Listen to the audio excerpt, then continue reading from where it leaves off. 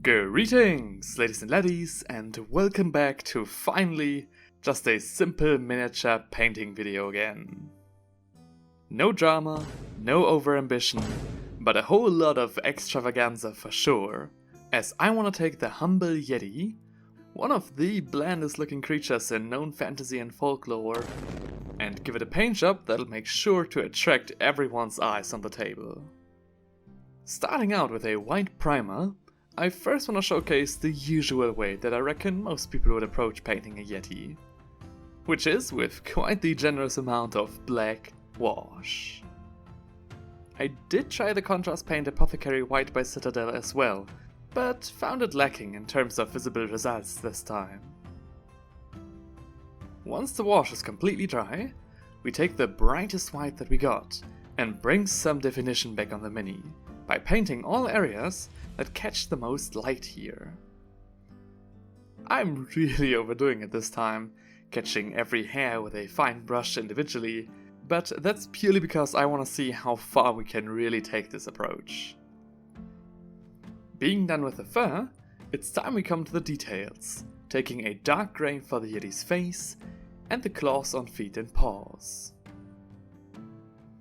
After that, we take a dark blue with a hint of grey and accentuate the face with it, before switching to a dark brown to take care of the horns.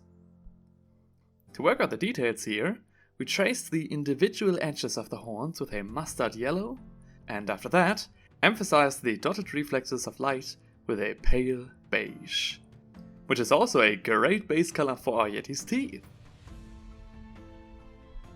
We quickly complete the features of his face, and we're done, left with what I'd consider to be the standard Yeti. It's quick, it's effective, and it doesn't look bad by any means, but really it just looks a little bit bland.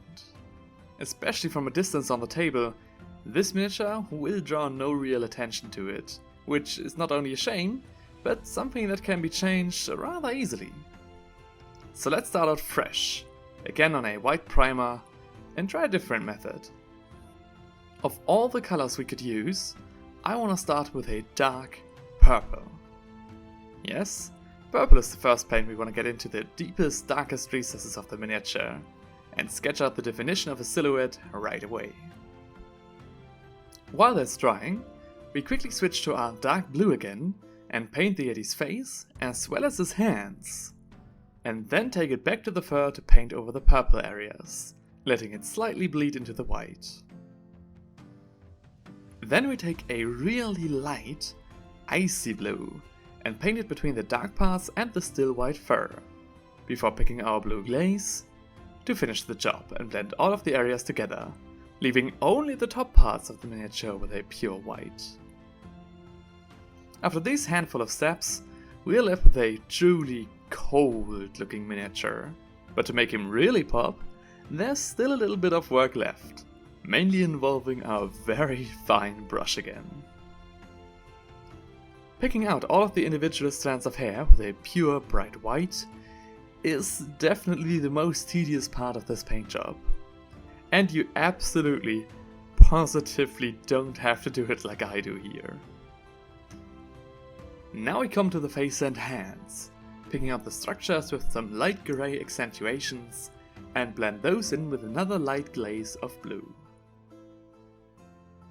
After that, it's really just the details like the horns, a pink nose, and some light grey reflections on the claws, before we can call this paint job officially done. I'd say this experiment was a complete success. Seeing both versions next to one another, it's obvious which one of the two is the cooler version. Get it? Because it's I think I know which one I'll go next time I have to paint a creature from the icy plains. And it's not like the blue version took any more time or skill than the simple version. So really, it just comes down to preference. While you watch me convert the first Yeti to the paint job of the second one, as these miniatures are part of a commission and need to look alike, let me tell you that, as always, I've got a full guide on which paints I used for this paint job down in the description of the video. And should you have any questions, maybe a couple of suggestions, be my guest and share your thoughts in the comment section. I hope this little concept video will help you guys with your own icy armies. I'm also thinking about doing something similar for creatures like brown bears, stags, etc. But that'll have to come at a later date, I think, as next time we'll be tackling the mighty Frost Horror, the largest model and centerpiece of the Hero Quest expansion pack. And if you'd like to see how I'll paint this bad boy up, as well as catch all of the other more grand projects I've got planned for this year, feel free to hit the subscribe button.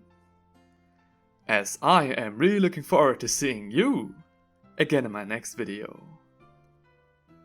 Until then, take care.